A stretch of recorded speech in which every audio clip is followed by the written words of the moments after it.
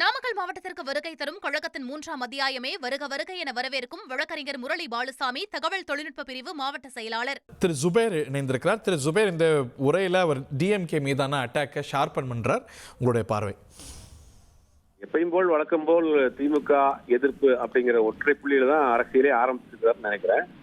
இந்த கூட்டம் போன திருச்சி கூட்டத்தை விட கொஞ்சம் இந்த எழுச்சி கம்மியா தான் இருக்கு, கொஞ்சம் கூட்டம் குறைவா தான் இருக்கு. பல விஷயங்களை இன்னைக்கு மேடையில் அவர் பேசிட்டு இருக்காரு. அது குறிப்பா இலங்கை தமிழர்களை பற்றி பேசியிருக்கிறாரு. இன்னைக்கு அவரும் இலங்கை தமிழர்களை பற்றி பார்க்கிறப்ப அவருக்கு நேரடியாகவே தொடர்பு இருக்கு. அவர் அந்த மாநிலத்தினுடைய சம்பந்தியா மருமகனாகவும் இருக்கிறார். இதுவரைக்கும் அந்த முகாம்களில் அடைக்கப்பட்டிருக்கக்கூடிய பல பேர் பல தலைமுறைகளாக முகாம்களிலே இருக்கிறாங்க. இலங்கையிலிருந்து வந்து இங்க புலம்பெயர்ந்து வாழ்ந்து இருக்கக்கூடிய தமிழர்களுக்கு அந்த முகாம்களில் அடைக்கப்பட்டவர்கள் இதுவரைக்கும் விஜயை பார்த்திருக்கிறாரா, ஒரு சிறு உதவி கூட செய்திருக்கிறாராங்கிறது தெரியல. ரெண்டாவது, எவ்வளவு தலைவர்கள் போய் பார்த்திருக்காங்க? இல்ல இவர் மாற்றுன்னு தானே சொல்றாரு. நான் அதை விட அவங்கள விடுங்க, அவங்க மேல குற்றச்சாட்டு வைக்கிறாரு. இவர் மாற்றுன்னு தானே சொல்றாரு. அதை மாற்றுன்னு சொல்றவர் இதுவரைக்கும் அவர்களுக்கு பிரச்சனையை பற்றி பேசியிருக்கிறாரா, அவர்களுக்கு ஏதும் உதவி செஞ்சிருக்கிறாரா? ஒன்றிய அரசு கொண்டு வந்த சிஏஏ சட்டத்துல இலங்கையிலிருந்து வரக்கூடியவர்களுக்கு குடியுரிமை கிடையாதுன்னு ஒரு கிளாஸ் வச்சிருக்காங்க. அதை எதிர்த்து விஜய் ஏதாவது பேசியிருக்கிறாரா? அவர் அரசியலுக்கு வந்தப்புறம் விட்ட முதல் அறிக்கையில சிஏஏ எதிர்ப்பு இல்ல, நினைவு சரியா இருந்தா? இல்ல அதுக்கு ஒரு பெரிய இன்னைக்கு கூட அதை பத்தி பேசலையே. இன்னைக்கு அவர்கள் குடியுரிமை வேணும்னு ரொம்ப நாளா கோரிக்கையா வச்சிருக்காங்க. அதை பத்தி கோட் பண்ணி பேசிருக்கணும்ல. அதுல அவரே விளக்கம் கொடுக்குறாரு. நான் எனக்கு பேச கிடைக்கிறதே சில நிமிடங்கள், அதுல நான் எவ்வளவு பேச முடியும், அதை பேசல இதை பேசலன்னு கேக்குறீங்களேன்னு உங்க விமர்சனத்துக்கு தான். அவர் யாரு 3 நிமிஷம் தான் பேசணும்னு யார் சொன்னா? இல்ல, ஒரு காவல்துறை கட்டுப்பாடு விதிக்குது இல்ல. இப்ப வந்து இந்த ஸ்பாட்ல இவ்வளவு நேரம் பேசுது அப்படின்னா நம்ம நாட்டுல பிரச்சனைகளுக்கு பஞ்சம் இருக்காது. இதை ஏன் பேசல, அது ஏன் பேசலன்னு கேட்டா அது ஒரு வாட்டர் போட்ரி தானே.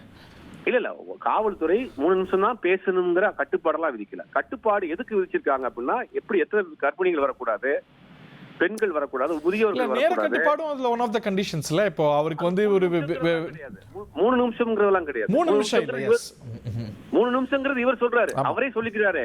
நான் பேசுறதே 3 நிமிஷம், அதுக்கு ஏன் கொடுக்க மாட்டீங்கன்னு இவரே கேக்குறாரு. அது வந்து நேர கட்டுப்பாடெல்லாம் வந்து விதிக்கல. எல்லா கட்சிகளுக்கும் தான் இன்னைக்கு வந்து தமிழ்நாட்டுல வந்து பிரச்சாரம் பண்றாங்க, போராட்டம் பண்றாங்க, ஆர்ப்பாட்டம் பண்றாங்க. எல்லா கட்சிகளும் களத்துக்கு போறாங்க. இவர்களுக்கு ஏன் கட்டுப்பாடுங்கிறது நீதிமன்றமே கேக்குது.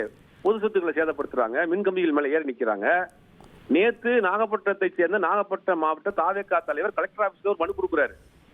அந்த பகுதியில அவங்க பிரச்சாரம் நடக்கிறப்ப கரண்ட் கட் பண்ணுங்கன்னு இவரே சொல்றாரு. நாங்க திருச்சிக்கு வர்றப்ப எனக்கு கரண்ட் கட் பண்ணாங்கன்னு. ரெண்டுக்குமே முரண்பாடா இல்லையா? அவர் என்ன சொல்றாரு, எனக்கு இருக்கிற நெருக்கடி வேற யாருக்குமே கொடுக்க மாட்டேங்கிறீங்க, இந்த நெருக்கடியை பிரதமருக்கோ உள்துறை அமைச்சருக்கோ கொடுப்பீங்களான்னு கேட்கிறேன்.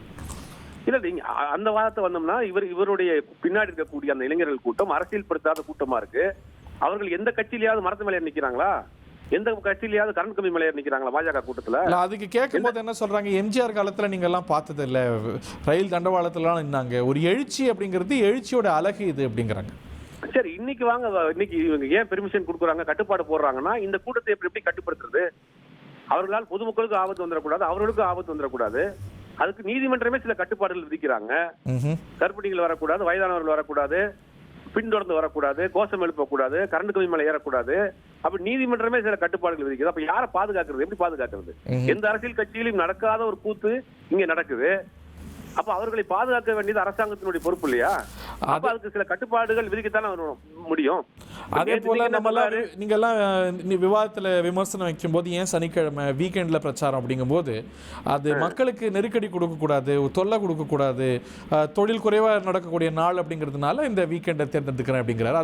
அதுல ஒரு லாஜிக் இருக்கிறதா நீங்க பாக்கல? நாளைக்கு அவர் முதலமைச்சர் ஆயிட்டாருன்னா ஏதாவது பிரச்சனைனா சனிக்கிழமை மட்டும் தான் வெளியே வருவாரா?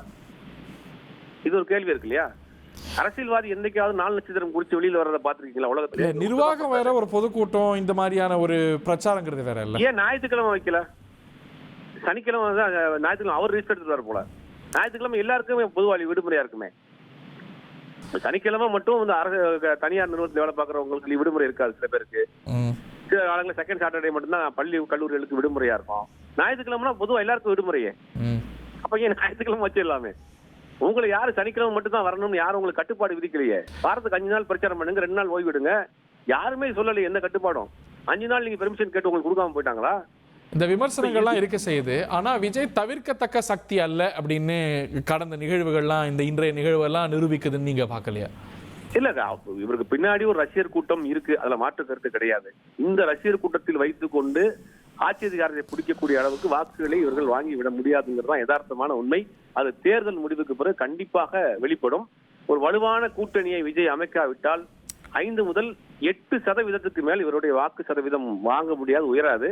இந்த 8% வச்சுட்டு நீங்க வந்து ஒரு ஆட்சி அதிகாரத்தையோ ஒரே ஒரு சட்டமன்ற உறுப்பினராக கூட ஆக முடியாதுங்கிறதா யதார்த்தமான உண்மை. அது தேர்தல் முடிவுகளில் கண்டிப்பா வெளிப்படும். திமுக வெர்சஸ் தாவேகா அப்படின்னு மீண்டும் மீண்டும் அதை எம்பசைஸ் பண்றார். அதிமுகவை அவர் பேர் சொல்லி குறிப்பிடவே இல்லை. மீனவர் நண்பன் அப்படின்னு எம்ஜிஆருக்கு பயன்படுத்துகிற பதத்தை சொல்றார். ஸோ அதிமுக வாக்குகளை பிரதானமாக குறி வைக்கிறார். அங்கே இருக்கக்கூடிய இஷ்யூஸ் எல்லாம் பயன்படுத்தி அதை நம்ம பக்கம் மடைமாற்ற முடியுமான்னு பார்க்குறாரு. அது அவருடைய ஸ்ட்ராட்டஜியில் ஒன்றா இருக்கு அப்படின்னு விமர்சிக்கப்படுது, இல்லை பார்க்கப்படுது. உங்களுடைய பார்வை? அது உண்மைதான். அதிமுகவில் ஏற்பட்டிருக்கக்கூடிய அந்த உட்கட்சி பிரச்சனை, குழப்பங்கள் அப்படிங்கறதை வந்து அந்த அதிமுகவினுடைய தலைமையாக நான் மாறணும், அதிமுகவினுடைய வாக்குகளை தன் பக்கம் கொண்டு வரணும் அப்படிங்கிறதுக்காக தான் எம்ஜிஆரை புகழ்ந்து பேசுறாரு, அந்த அம்மையாரை புகழ்ந்து பேசுறாரு. அதிமுகவை பெருசா விமர்சனம் பண்றது இல்ல. அப்படிங்கும்போது அந்த அதிமுகவினுடைய முகமா அந்த இடத்துக்கு நம்ம போனோம். திமுக டிஎம்கே ஏடிஎம்கேங்கிற ஒரு அரசியல் தான் 50 வருஷமா போயிட்டு இருக்கு தமிழ்நாட்டுல. இப்ப என்ன பண்றாரு, டிஎம்கே டிவிகே அதிமுக காலி பண்ணிட்டு அந்த இடத்துக்கு வர்றேன் அப்படிங்கிற ஒரு நரேஷனை இவரா செட் பண்றாரு. அது வந்து ஒரு நகைச்சுவையான ஒரு விஷயமா தான் நான் பாக்குறேன். தமிழ்நாட்டில் களத்தில் இருக்கக்கூடிய ஒரு கட்சி அதிமுக, இன்னைக்கும் கட்டமைப்பு உள்ள ஒரு கட்சி அதிமுக, இன்னைக்கும் கிட்டத்தட்ட 80க்கும் மேற்பட்ட சட்டமன்ற உறுப்பினர் வச்சிருக்கக்கூடிய கட்சி அதிமுக. இன்னும் ஒரு தேர்தலை சந்திக்காத ஒரு கட்சி வந்து 50 வருடம் ஆட்சி அதிகாரத்தில் மாறி மாறி இருந்த கட்சி நான் தான் போட்டின்னு சொல்றது வந்து திரைப்படத்துறையில் நடக்கலையா? அது மாதிரி நடக்கும். 67 நடந்ததுன்னா 67க்கு முன்னாடி அண்ணாவினுடைய பயணம் 20 வருட பயணம் இல்லையா? நாகப்பட்டினத்திலே பாருங்களேன். இப்ப நான் எனக்கு புதுசு இல்லை, களம் எனக்கு புதுசு இல்லை.